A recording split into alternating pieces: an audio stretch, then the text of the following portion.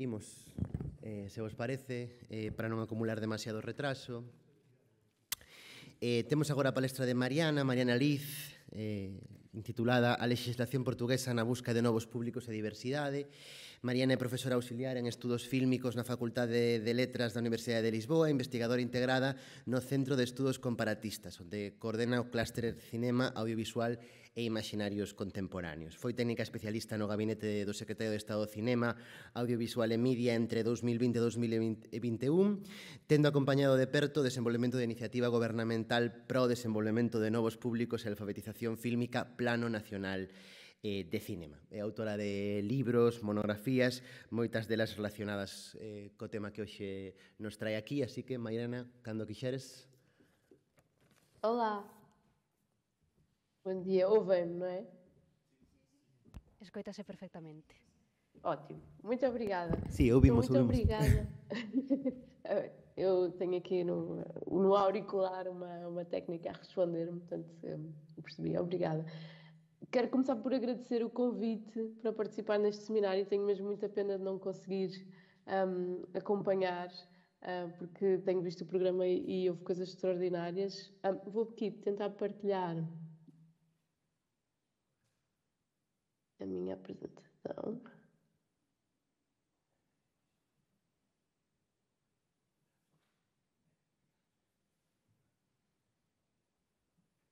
Também veem, não é? Pelo que eu vejo.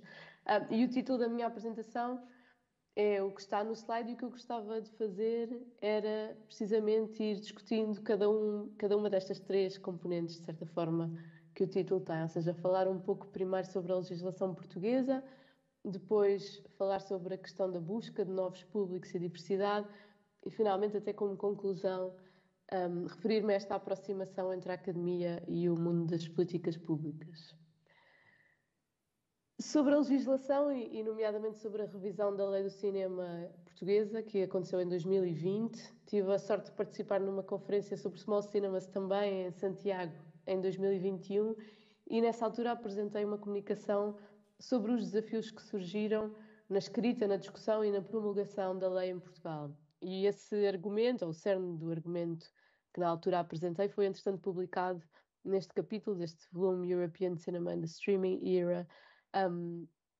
E eu queria começar por não repetir este trabalho, mas apresentar a partir deste trabalho algumas das principais características da Lei do Cinema em Portugal e a forma como foram implementadas alterações em 2020 e 2021. É importante explicar que a nova lei, a Lei número 74 de 2020, portanto, é publicada em 2020, mas previa já a publicação de um documento suplementar, a que chamamos de Decreto de Lei, que vem regulamentar a lei, ou seja, vem acrescentar informação sobre como exatamente é que ela se vai processar, que implicações práticas tem, e esse decreto-lei é de 2021. Então, a primeira coisa que haverá a dizer sobre esta lei e sobre o decreto, portanto, eu vou dizer a lei para os dois documentos, na verdade, é que foi uma lei muito polémica. Portanto, tal como se vê também no slide, o debate era bastante hiperbólico.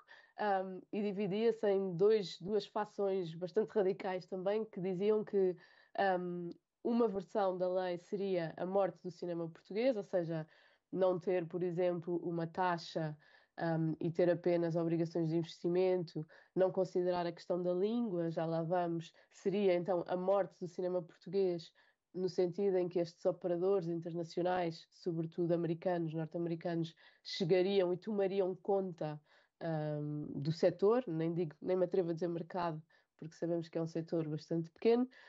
Para outro grupo de pessoas, na verdade, esta lei era uma oportunidade histórica de rever o que entendiam ser um sistema bastante ultrapassado, muito baseado em financiamentos públicos que acabavam por atribuir fundos aos mesmos produtores, aos mesmos realizadores e a perpetuar um sistema em que pouco dinheiro era distribuído por muitos e, portanto, o que se fazia era este cinema artesanal que tem alguns fãs, mas tem também muitos detratores. Portanto, foi uma grande tensão, foi um período muito conturbado, com um grande debate público, E eu digo um grande debate público, não tanto em duração, porque isto surgiu em 2020 e, como eu digo, a lei sim foi publicada em novembro, mas em intensidade. Portanto, foram ouvidas no Parlamento Europeu mais de 40 associações e entidades do cinema, houve protestos, manifestações, pedia-se que fossem despedidos os governantes responsáveis pela escrita e publicação da lei. Portanto, foi assim um momento de grande turbulência no setor. É verdade que neste sentido também esta história vem repetir a história da lei anterior. Na verdade, a lei do cinema em Portugal é de 2012 e essa é a lei que se mantém em vigor, ou seja, aquilo que a lei de 2020 veio fazer foi alterar apenas parte da lei de 2012. E para vos dar uma indicação de como também essa lei de 2012 foi conturbada, ela apenas foi regulamentada, portanto só teve o seu decreto-lei aplicável em 2018. Portanto, estivemos muitos anos a discutir uma lei para, passado pouco tempo depois, voltar a um debate muito aceso sobre algumas das mesmas questões e sobre algumas questões novas. Mas parece-me que é importante dizer que, sobretudo, essa discussão de 2020 pareceu ensaiar muitos dos gestos que já tinham acontecido, repetir muitos dos debates e, portanto, que se avançou pouco. De certa forma, foi uma oportunidade perdida para fazer uma grande reforma da legislação para o setor.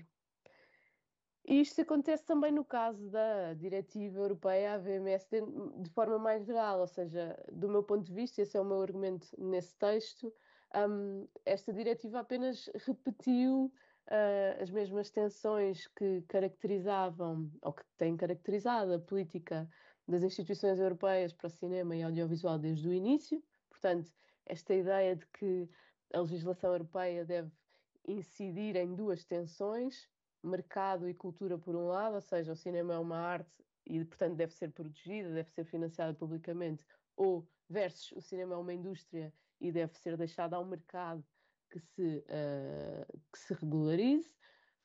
E depois a outra tensão que é entre a Europa e Hollywood, porque um, que parece antiga ou que parece obsoleta, mas que não é, que continua a aparecer. Ainda este ano saiu um novo estudo do Observatório Europeu do Audiovisual que faz um mapa dos operadores atualmente na Europa e vê que 80%, mais ou menos, dos operadores são ou estão baseados ou pertencem a companhias, a empresas, a multinacionais que estão sediadas nos Estados Unidos. E, portanto, há assim sempre esta oposição, a ideia de que o cinema europeu é diferente de quê? É diferente de Hollywood porque é artístico, de autor, etc. Então, estas duas tensões, se nós quisermos, estão presentes desde a publicação deste diploma chamado Televisão Sem Fronteiras, e são oposições que funcionam aqui como esta ilustração no slide. Quer mostrar uma espécie de loop, não é? Não saímos destas tensões. Elas são produtivas até certo ponto, mas deixam de ser produtivas quando são tensões bloqueadoras de ação, que é o que me parece que aconteceu, de certa forma, com a diretiva. É verdade que a diretiva vinha ou tinha como objetivo operar sobre alterações no setor que ainda estavam a acontecer, portanto, a entrada dos streamers, etc. E também é verdade que aconteceu numa altura, ou a implementação, pelo menos no caso português, aconteceu em plena pandemia da Covid-19, portanto, a somar-se às alterações que já se verificavam no setor, houve uma série de alterações que ninguém podia prever, mas a diretiva foi um bocadinho mais do mesmo, ou seja, acabou por não ter também um gesto particularmente reformista. E isto, no geral, pode não ser um problema, mas não é um problema, parece-me a mim, para os cinco grandes. Portanto, nós podemos aqui falar ou para falar de França, Alemanha, Reino Unido, Itália, Espanha, até certo ponto, mas é um problema para as nações pequenas como Portugal. Uma diretiva europeia vai ser sempre demasiado geral, porque tem que ter alguma aplicação nos Estados-membros, mas mais do que isso, a minha crítica à diretiva não é tanto que ela era demasiado geral, mas que ela estava fora de foco, ou seja, que perdeu um pouco o norte depois de ter sido publicada. E é por isso também, esse também é parte do meu argumento no capítulo, que é tão importante continuarmos a ter eventos como este que juntam pessoas que trabalham sobre estas questões nestes países ditos pequenos ou menores ou marginalizados ou em contextos menores, porque eu acho que esse é o grande problema da legislação, de muita legislação europeia, é que ela não chega a ter impactos positivos e fortes nestes outros contextos. Vou dar-vos um exemplo ainda antes de avançar, então, para questões mais recentes sobre os impactos da nova lei em Portugal. E o melhor exemplo tem a ver com os catálogos. Portanto, como todos sabem, a diretiva tinha uma guideline sobre os catálogos dos serviços de média e audiovisual que teriam que ter 30% de trabalhos europeus nos seus catálogos, mas isto para um país, por exemplo, como Portugal, é um problema e, na verdade, é quase impossível garantir que desses 30%, uma parte significativa é nacional, ou seja, nós englobamos nesses 30% trabalhos europeus não nacionais e europeus e o que seriam os trabalhos portugueses nacionais, porque, na verdade, se um distribuidor ou um serviço de streaming quiser ter 1000 títulos no seu catálogo, não é garantido que consiga ter 300 portugueses ou em português. Provavelmente hoje já é, mas há 4 anos era muito difícil, portanto, muitos títulos não estavam digitalizados, outros tinham questões de direitos pendentes, isto continua a ser também um grande problema em Portugal. Portanto, seria muito difícil garantir que grande parte, ou uma parte significativa desses 30% do catálogo seriam portugueses. Portanto, isto é um exemplo de como a diretiva veio criar uma enorme desigualdade. Num país como França, não será difícil garantir que 30% do catálogo sejam obras europeias, muito provavelmente todas, ou uma grande percentagem, vai ser nacional. Num país como Portugal, seria muito mais difícil alocar uma subpercentagem desses 30% a trabalhos nacionais. Então, se os princípios da diretiva eram os mesmos para todos os países, os efeitos práticos da diretiva, os efeitos práticos que a diretiva teve, no desenho da legislação nos diferentes países, pode variar muito. E, portanto, este exemplo, peço desculpa, como eu digo, serve para demonstrar como uma lei chapéu é por vezes mais ineficaz, é contraproducente no contexto das nações pequenas ou com mercados mais pequenos ou com sociedades mais diversas, onde obviamente, e daí também ter uma parte da minha apresentação sobre diversidade, a promoção, a defesa e a promoção dessa diversidade não só é fundamental, como é um trabalho muito difícil de fazer. Com isto eu não quero dizer que as políticas de apoio ao setor das instituições europeias têm sido todas más, portanto, sem dúvida que o programa Média, por exemplo, teve um impacto positivo na distribuição de filmes europeus dentro do continente, no apoio que dá a festivais de cinema independente, o que de certa forma também gera a criação de novos públicos, no apoio que dá para a distribuição, sobretudo, de documentários, filmes de animação, formatos e géneros que não encontram sempre espaço de exibição nos seus países até. Mas, por outro lado, programas como o Média, e eu acho também a diretiva foi muito nessa lógica, acabaram por ignorar ou por deixar de lado áreas que eu acho que são fundamentais, mais uma vez, na busca de novos públicos e na promoção da diversidade, como sejam a promoção, a exibição e, sobretudo, a formação de audiências, como se diz, não é? Portanto, mas tudo o que tem a ver com exibição. Ou seja, a diretiva, se bem nesta senda de legislação europeia que tem tido estes problemas, acaba por não ter um impacto naquilo que são as questões fundamentais do setor, no geral, e que eram, sem dúvida, e que continuam a ser, do meu ponto de vista, em Portugal. A sustentabilidade, ter uma visão estratégica, pensar a longo prazo e, sobretudo, pensar para além da produção. A diretiva parece-me teve um impacto na produção, e vou falar disso um pouco, mas isso não chega para esta promoção de novos públicos. Então, esta tabela ilustra a lei atual, a lei do cinema em Portugal, portanto, estamos sempre a falar da lei de 2012, que na sua versão de 2020, que altera só alguns dos artigos, E esta tabela mostra os artigos da lei que se referem a questões financeiras, ou seja, aos mecanismos financeiros que apoiam, que prevêem apoios ao setor do cinema e do audiovisual em Portugal. E está em inglês porque é também uma imagem do capítulo a que me referi antes, mas não é difícil, mesmo sem ler o texto, pensar então nesta lei como uma manta de retalhos, né? O que acontece aqui é que há uma série de percentagens pequenas e de volumes pequenos de financiamento ou de dinheiro que são coletados pelo Estado para objetivos diferentes, e assim nós podemos dizer que o financiamento ao setor em Portugal é uma colagem, não é? Mesmo uma manta de retalhos é uma colagem de vários princípios, de várias concepções do que deve ser o cinema e do audiovisual, de qual deve ser o papel do Estado e qual deve ser o papel dos privados, etc. Isto é porque, como eu disse, também esta lei tem sido muito contestada, é sempre muito difícil criar um documento de raiz e, portanto, vão-se aproveitando coisas, vão-se alterando, fazendo pequenos ajustes noutras e vamos andando assim e assim ficámos em 2020. E, na verdade, esta nova lei de 2020 e depois o decreto-lei de 21, o que fez foi que houvesse ajustes ou uma extensão de partes da legislação e dos mecanismos financeiros da lei, mas não criou nada novo, ou não criou, de certeza, um enquadramento legal e financeiro totalmente novo. O que é que ela fez de novo? O que é que pode ser interessante sublinhar sobre o caso português?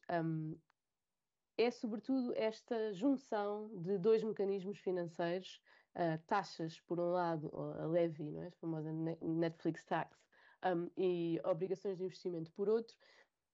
E isto, Portugal é uma exceção, cada vez menos, porque vários países têm vindo a transpor a diretiva e até a utilizar o suposto modelo português, mas Portugal, com França, Croácia e a Chequia, são as únicas 4 nações neste momento, ou pelo menos de acordo com um artigo que eu consultei em maio, que saiu em maio de 2023, que têm este duplo sistema de taxação. Ou seja, até aqui, e isto acontecia também em Portugal, os operadores ou pagavam taxas ou tinham obrigações de investimento, e até aqui o entendimento era que não era possível combinar os dois. Portanto, isto foi um enorme debate na altura do desenho da lei e que gerou muita discussão. As taxas já existiam, mas apenas para alguns operadores. As obrigações de investimento também já existiam, mas apenas para alguns operadores. Ou seja, apenas quem comprava direitos de autor ou, como diz o slide, executava atividades editoriais tinha obrigações de investimento. Portanto, todos os outros tinham apenas taxas. E o que a lei veio fazer então foi juntar a taxas que já existiam, a taxa de exibição, que é a mais antiga e que é o mecanismo financeiro mais antigo que existe em Portugal de apoio ao setor, e esta taxa de subscrição não tem a ver com streamers, já existia na lei antes, e tem a ver com agregadores de canais de televisão, portanto, agregadores de conteúdo, como em Portugal os exemplos são a Mel, a Nós, a Vodafone, talvez existe em Espanha também. Portanto, são prestadores de serviços que vendem para, para residências domésticas, sobretudo pacotes de vários canais de televisão com internet e telefone, por exemplo. Portanto, isto já existia, mas a essas duas taxas veio-se então juntar uma nova taxa, a taxa dos streamers, a taxa de 1% sobre os proveitos relevantes dos serviços de audiovisual a pedido em Portugal. Esta taxa de 1%, que parece muito baixo, este valor de 1%, prevê-se ou previa-se na altura que rendesse cerca de 1 milhão de euros a mais, o que era um incremento substancial para aquilo que era o orçamento do ICA, porque, isto é importante dizer, todas estas taxas revertem para o ICA. O ICA é o Instituto do Cinema e Audiovisual em Portugal, portanto, quem gere o orçamento e os mecanismos de apoio público para produção, distribuição, etc. Por outro lado, as obrigações de investimento foram obviamente alargadas e repensadas, sobretudo para os streamers, sendo que o que foi desenhado foi uma tabela com escalões, portanto, dependendo do volume de negócios dos diferentes operadores, teriam que investir um X previsto nessa tabela, em produção, também já vou mostrar um pouco mais sobre o que é que são essas obrigações de investimento, em que é que se podem traduzir, mas sobretudo em produção de conteúdos audiovisuais ou filmes para cinema. Um grande debate nessa altura foi também uma ideia de que operadores como a Netflix não quereriam divulgar os seus proveitos relevantes e, portanto, a lei tinha um mecanismo em que previa tudo bem, se não puderem, se não quiserem revelar esses valores, então existe uma flat fee de 4 milhões de euros. E essa flat fee iria diretamente para o ICA também. E aqui esta era a grande tensão, será que o dinheiro que a nova lei vai conseguir, ou que o novo enquadramento legal vai conseguir arrecadar, deve ir todo para o ICA, e é o ICA que gere conforme os seus diferentes programas de apoio, ou será que deve ir uma parte para o ICA e a outra parte devemos convidar os operadores privados um, a fazer as suas próprias produções, sendo que do lado do governo havia era importante, não tendo que ser exclusivo, era importante, havia a visão de que isto seria importante manter estas obrigações de investimento, convidar a Netflix, que é o melhor exemplo que temos ainda em Portugal, a fazer as suas próprias produções, porque isso era o argumento que traria uma nova vida ao setor, ou seja, haveria um novo tipo de cinema, às vezes um novo tipo de conteúdo audiovisual a ser feito que o ICA, por exemplo, nunca teria condições de financiar, porque, mais uma vez, a lógica é pouco dinheiro para muitos projetos e, pelo contrário, 4 milhões de euros permitiria à Netflix fazer um filme com um orçamento decente. Atualmente, só para vos dar uma ideia também, o ICA atribui 600 mil euros para a produção de uma longa-metragem de ficção em Portugal. Portanto, é muito, muito pouco dinheiro. Mas então há vários detalhes sobre a lei que eu acho que não vale a pena, se calhar, entrar para começarmos a falar um pouco sobre o impacto e sobre o que é que aconteceu nestes 4 anos. Mas, em resumo, o que eu acho que é importante reter sobre esta lei manta de retalhos é que num sistema que já era bastante frágil em Portugal e incerto e pouco estruturado, ou seja, não parte de um pensamento muito estruturado sobre o cinema, o que a diretiva fez foi introduzir confusão, ou seja, não trouxe clareza, mas trouxe ainda mais exceções, ainda mais subartigos, ainda mais mini taxas e trouxe também uma grande dificuldade para as instituições públicas que lidam com o setor, nomeadamente a UICA, em conseguir garantir que a lei era cumprida. Então, nós temos atualmente o grande problema de saber quanto efetivamente é que as operadoras vão pagar, ou tínhamos na altura, e será que o ICA vai ter capacidade de garantir, por exemplo, de validar os dados que vão sendo apresentados. Então, até aqui eu tenho estado a discutir este desenho e implementação da lei e fui utilizando expressões como polémica, controversa, repetitiva, complexa e confusa, e tudo isto está no tal capítulo que eu referi, e muitos outros colegas têm escrito sobre outros contextos, sobre a lei noutros países europeus. Mas passado 2 anos sobre a entrada em vigor das medidas previstas na lei, isto é importante dizer que a lei foi publicada, mas previa apenas um início das medidas para 2022, nós podemos dizer alguma coisa sobre o seu impacto. Também é importante dizer que a lei já previa uma revisão passados 2 anos, nós estamos ainda em condições de a fazer, porque, como eu digo, o ICA não validou todos os dados que foram submetidos, e talvez por isso mesmo é possível dizer alguma coisa sobre o impacto da lei, mas não é possível dizer tanto como eu gostaria. Por exemplo, gostava de ter mais dados sobre o que é que está a acontecer. Portanto, alguns destes dados são empíricos e outros são especulações, mas que eu acho que pode ser interessante discutir. Em 2021, por exemplo, estimava-se que esta taxa dos serviços audiovisual a pedido rendesse mais 2 milhões de euros para o ICA e, nesse momento, o orçamento do ICA era 20 milhões, ou seja, estávamos a falar de um aumento de 10% no total do orçamento anual do Instituto, o que seria bastante. Entretanto, já foram publicados os orçamentos do ICA, disponíveis online, e também as contas, portanto, os relatórios financeiros anuais. Em 2022 sabemos que esta receita da taxa SVOD terá sido 1,2 milhões, em 2023 o mesmo e em 2024 1,5 milhões. Portanto, terá sido uma taxa mais ou menos dentro dos valores que se previa. Isto no que tem a ver com taxas. No que tem a ver com obrigações de investimento, como nós vemos aqui neste título do Jornal Público, este é um artigo de junho de 2023 que noticia que estas novas obrigações de investimento deverão permitir ao Estado encaixar quase 9 milhões de euros relativos a 2022 e 2023. Já vamos aos números que temos em 2024. Este artigo dava também conta do facto de nenhuma entidade ter tido de pagar a tal taxa fixa, portanto, o flat fee, se não quisessem divulgar os dados, ou seja, de alguma forma o ICA, que está neste momento a validar os dados, tem acesso aos tais proveitos relevantes da Netflix em Portugal.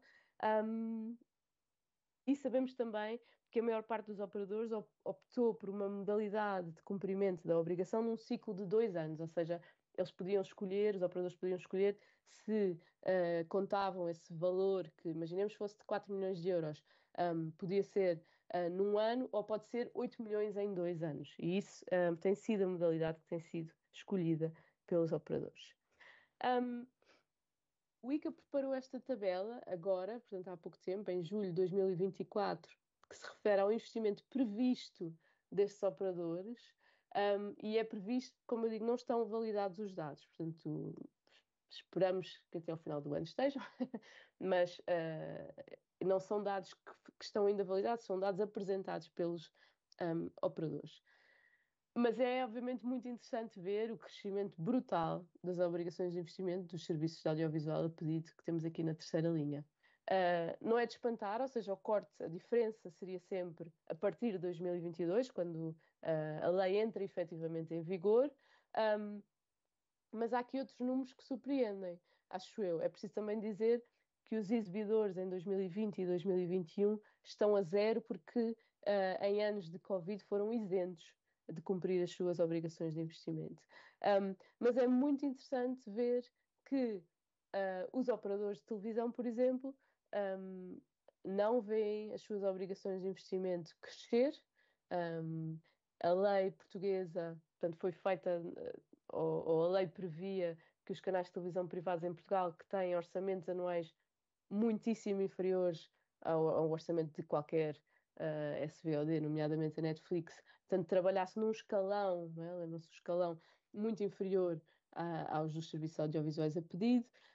E também é importante dizer que destes 21 milhões que se estima os operadores de televisão invistam, portanto, tenham como obrigações de investimento em 2024, pelo menos metade diz respeito à RTP, que é a televisão pública, e isso está previsto no contrato de concessão da RTP. Mas temos, portanto, um grande crescimento das obrigações de investimento dos serviços de audiovisual a pedido e, sobretudo, valores que eram mais ou menos os expectáveis. Portanto, a tal flat fee de 4 milhões nunca foi paga, mas anda à volta, no total, os 4 milhões de obrigação de investimento. Isto será de vários serviços de audiovisual a pedido, mas em Portugal especificamente, estamos a falar da Netflix, a Prime começou a fazer coisas, mas nem a Disney, nem a Apple têm uma cota significativa de mercado, nem presença significativa para terem impacto nestes números. O ano passado, finalmente, no final do ano passado, ao fim de 6 anos sem documento estratégico, o ICA apresentou um plano estratégico, então, para 2024-2028. Ele foi, entretanto, homologado pela tutela. E este gráfico, que é apresentado num anexo a esse plano estratégico, também nos dá conta deste mesmo crescimento, ou seja, de 20 milhões, mais ou menos, da receita do ICA em 2020, nós passamos para quase 35 milhões, portanto, é um crescimento muito significativo. É importante dizer que estes valores não têm apenas a ver com a lei, porque ao mesmo tempo que foi criada a taxa SVOD e que há novas obrigações de investimento, bom, as obrigações de investimento, peço desculpa, não entram aqui, claro, mas que foi criada a nova taxa SVOD e que a taxa de exibição foi alargada a operadores como o YouTube, era por isso que aparecia ali no título do Jornal Público. Também surgiu um novo mecanismo de cash rebate e de apoio a grandes produções internacionais que acaba por ser gerido pelo ICA e, portanto, entra no seu orçamento.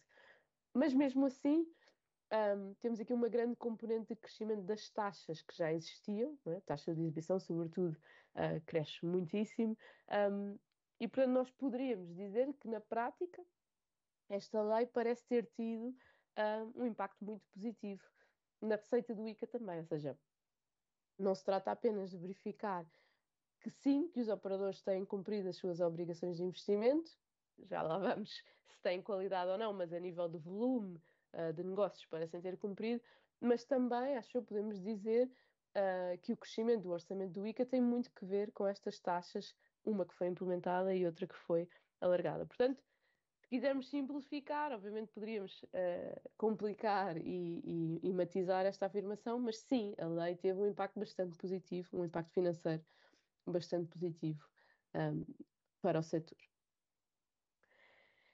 Então, obviamente, a pergunta é como é que isto se liga com o debate sobre diversidade e sobre a busca de novos públicos. Portanto, sim, a lei trouxe mais dinheiro, mas será que trouxe diversidade?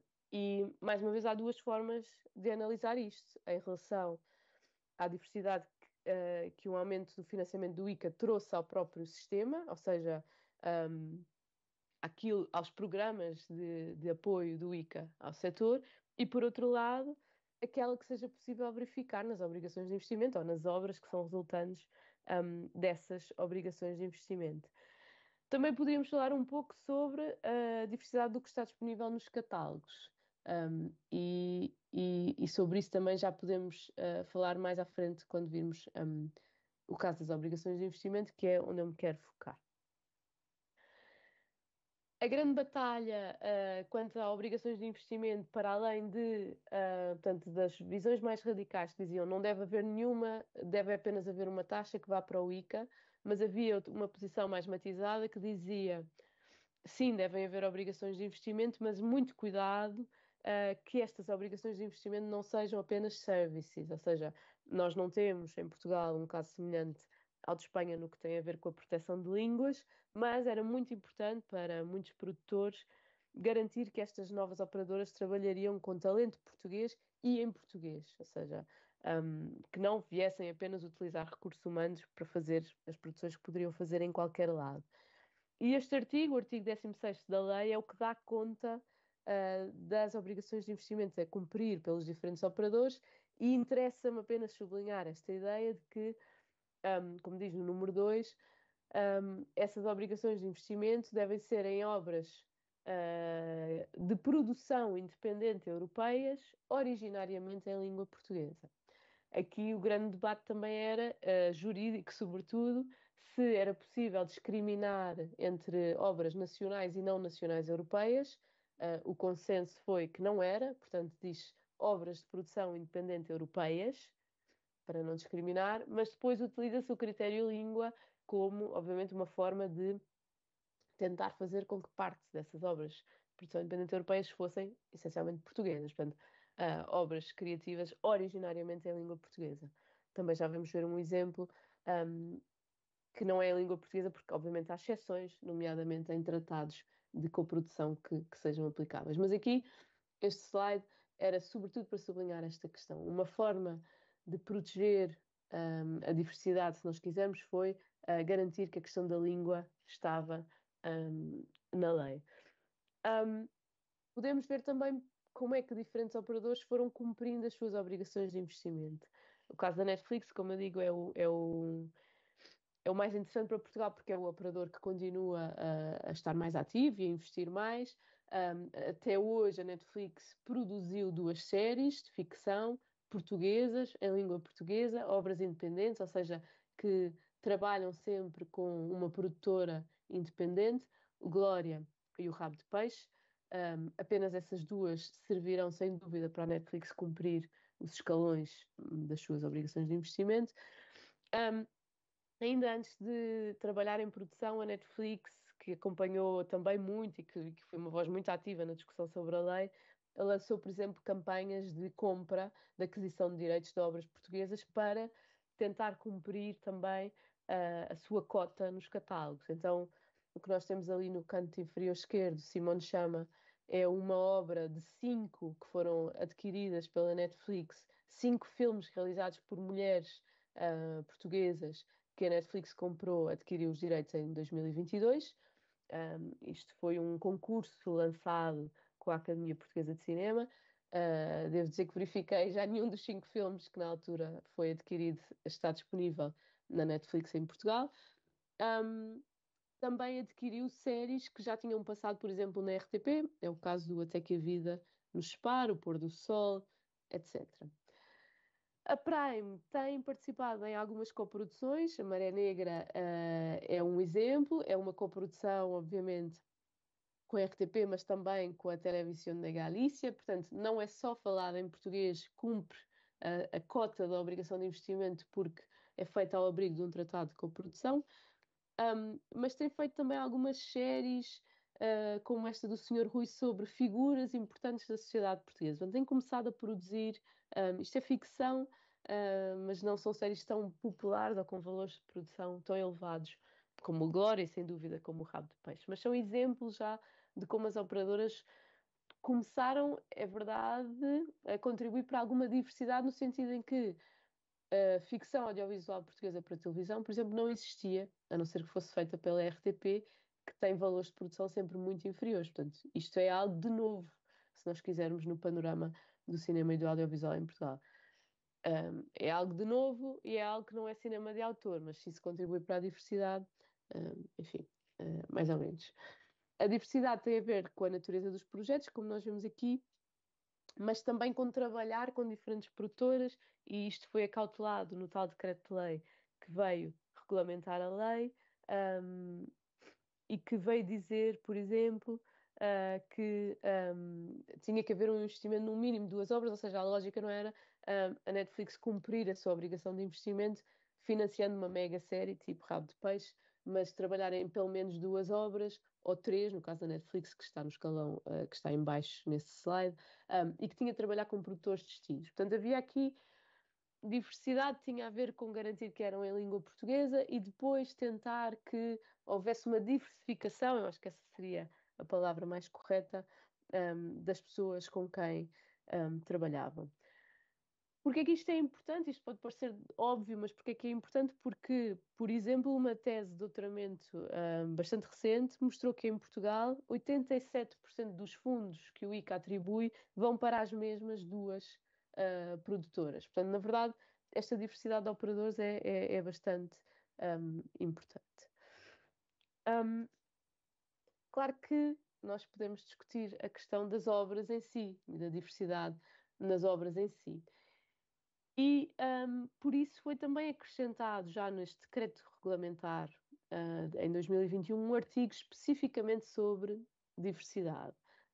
Portanto, que diz um, que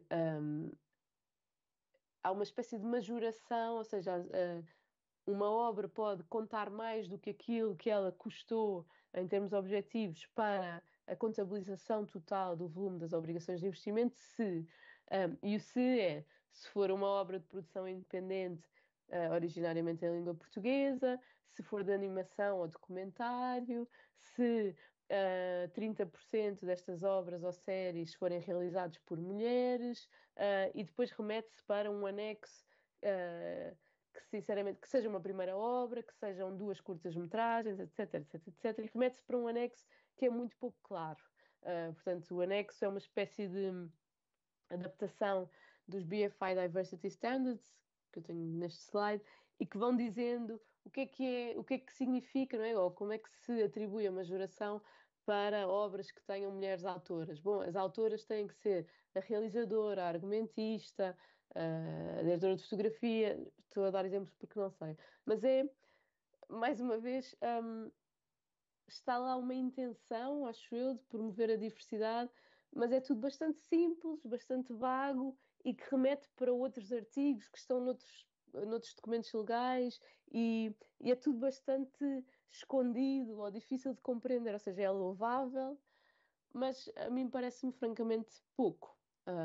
E é pouco, porque nós podemos dizer, apesar de existirem modelos muito interessantes, não necessariamente este dos BFI Diversity Standards, mas de existirem modelos muito interessantes noutros países europeus, em Portugal, eu acho que é possível afirmar, sem grande controvérsia, não há diversidade no setor. Não tem havido, a nova lei não veio piorar as coisas, mas certamente não veio melhorar. Deixo-vos alguns dados. Nós já sabemos que muitas destas questões da falta de diversidade são comuns, são transversais a várias nações europeias, portanto, sabemos que, por exemplo, que apenas um quarto dos filmes na Europa são realizados por mulheres. Em Portugal, a Associação Mutim, que é a Associação das Mulheres Trabalhadoras das Imagens em Movimento, que foi criada apenas há 2 anos, promoveu um grande estudo sobre a condição da mulher no setor, que, como veem nesse gráfico, mais uma vez não é preciso ler o texto, é ver a mancha gráfica. Isto são as obras desenvolvidas por mulheres a verde e homens a laranja, apoiadas pelo ICA em vários concursos, escrita, produção, longas-metragens, curtas-metragens, documentário, e a mancha gráfica é óbvia, não é? Mais de 70% dos projetos eram submetidos por homens e mais de 80% dos projetos apoiados portanto, eram encabeçados por homens. Em alguns concursos chegamos a 100% dos projetos apoiados são liderados por homens. Provavelmente os números são igualmente dramáticos ou pior no que tem a ver com questões, vamos chamar, étnico-raciais. Em Portugal não é possível recolher dados quanto a isso, portanto, os censos, por exemplo, não recolhem dados quanto a contextos étnico-raciais, mas também temos evidência empírica de que isto é um enorme problema, portanto, pessoas racializadas não fazem filmes ou não chegam a ganhar financiamento ou sistematicamente são preteridas nos concursos de apoio do ICA. E também sabemos quais são os problemas de quando a Netflix faz diversidade ou quer fazer diverso. Dei-vos o exemplo dos 5 filmes que adquiriram, realizados por mulheres, que num ano desapareceram da plataforma, e quer dizer que cumpriria uma espécie de cota ou de critério de majoração de diversidade, mas que não chega a muito, não é? É uma medida avulsa e pouco sustentável. Isto, obviamente, é um grande problema. É um problema porque pode questionar, então, a utilidade dos fundos públicos. Porque é que nós atribuímos fundos públicos se é para perpetuar uma diversidade? Mas também é um problema porque eu acho, para mim, a questão da diversidade também tem a ver com precisamente o chegar a novos públicos.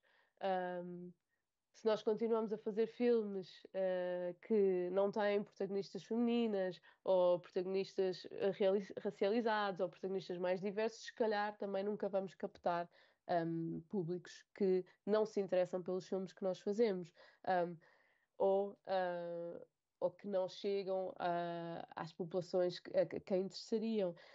E isto para mim é que é a grande oportunidade perdida, se nós quisermos, da lei, foi que não começou por contemplar questões de diversidade nem de busca de novos públicos, mas que agora, que é a altura de começar a falar sobre isto, porquê? Porque passaram 2 anos e é preciso rever, se não a lei, pelo menos o decreto-lei que a regulamenta, e também porque, como eu mostrei algumas imagens, o plano estratégico do ICA está em discussão, portanto está a pensar em medidas para o futuro, é fundamental começarmos a falar sobre a questão da diversidade.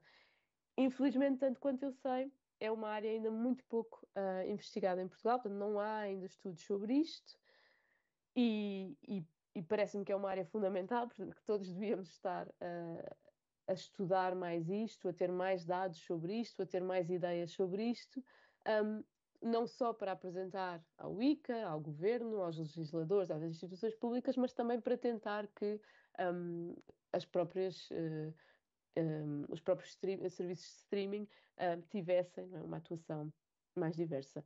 E com isto fecho, precisamente voltando ao fim, ou seja, falando desta colaboração entre a academia e políticas públicas. Não sei se já falei demais, mas vou terminar para ter tempo para alguma questão, se houver. Um, que é que realmente esta colaboração é fundamental. Em Portugal, como eu digo, acontece pouco, até porque há pouca investigação nesta área, nas áreas das indústrias, das políticas públicas. Há muito poucos dados e dados são muito importantes, é verdade, mas também acho eu, há poucas ideias e é muito importante nós continuarmos a trazer ideias. É verdade que, do ponto de vista da academia, nem sempre uma pesquisa aplicada ou dita aplicada é bem vista, ou seja, não é visto como um trabalho tão louvável, mas eu acho que é importante continuar a tentar desenvolvê-lo. E também é verdade que, do outro lado, estas ideias que os académicos trazem nem sempre são bem recebidas, mas mais uma vez parece-me que é absolutamente fundamental continuar a trabalhar sobre eles, continuar a apresentá-los, continuar a trocar experiências com colegas internacionais, porque pelo menos no caso português há muito por fazer, e espero que tenhamos todos a energia de continuar a fazê-lo. Obrigada.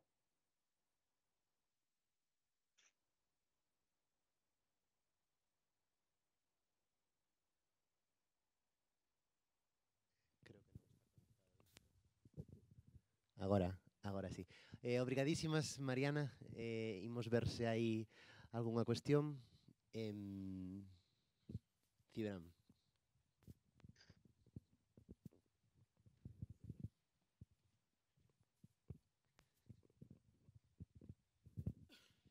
Sí, hola, bo día. Eu quería preguntar ao fío do que comentabas respecto a maneira na que a lingua portuguesa aparece na lei, se máis aló desa función de protexer, digamos, a produción portuguesa dentro desa marxe da obra europea, se hai algunha outra maneira na que a lingua portuguesa figura sen estar ligada á produción europea, é dicir, ligada pois ao resto de países lusófonos, sexa nesta legislación ou nalgún outro tipo de política pública do Estado portugués. Que eu saiba, não. Portanto, existem alguns tratados de coprodução com o Brasil, por exemplo, durante um tempo desapareceram, agora há um novo tratado de coprodução com o Brasil, mas que eu saiba, não. Portanto, eu acho que tem a ver com Portugal estar tão dependente de fundos europeus e tão alinhado com a legislação europeia que essa é sempre a primeira, não vou dizer cedência, mas é sempre a primeira forma de pensar na produção em Portugal. Portanto, o que aparece de língua portuguesa fora de Portugal acontece porque existem tratados, ou porque de coprodução, ou porque vão existindo projetos avulsos, mas não está nada pensado que eu saiba.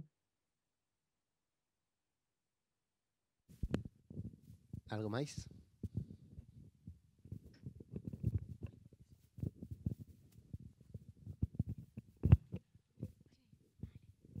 Hola, eu quería saber como, porque Filmin funciona en Portugal e quería saber se produce ou que obligacións en relación ao cinema portugués desenvolve. Grazas. Sim, nada. A Filmin mudou o regime, não é? Portanto, tinha uma sede em Portugal e nesse sentido tinha um enquadramento legal e, pelo menos na altura em que a lei saiu, a Filmin estaria isenta de cumprir, porque esses escalões de que eu falei, portanto, que iriam até aos 4 milhões pensados para operadores como a Netflix, previam que os operadores de chamado baixo investimento não teriam de cumprir obrigações de investimento. Nesse momento estava isenta. Como atualmente a Filmina é, na verdade, uma operadora espanhola, ou seja, totalmente, não é? O que eu percebo, portanto, não tem sequer escritório, não é um branch, não é um ramo português, não sei se o volume de negócios se altera, portanto, ou seja, se é calculado de outra maneira, isso tem obrigações de investimento, mas na altura não tinha.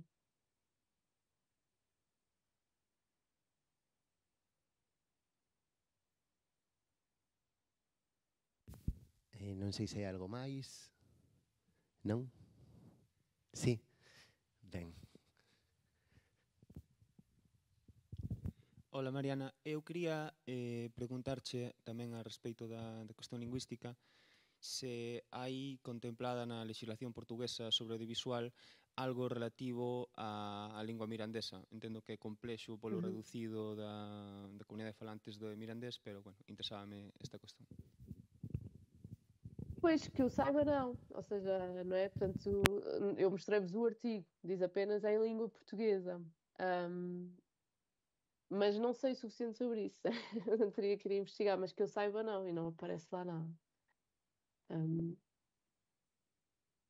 Infelizmente não sei a resposta. Estava a pensar se teria alguma coisa para dizer, alguma pista sobre onde procurar, mas que eu saiba não. Ben. Algo máis? Temos tempo? Nada? Pois deixámoslo aquí. Obrigadísimas, Mariana. Obrigada, eu. Até a próxima. Falamos. Tchau.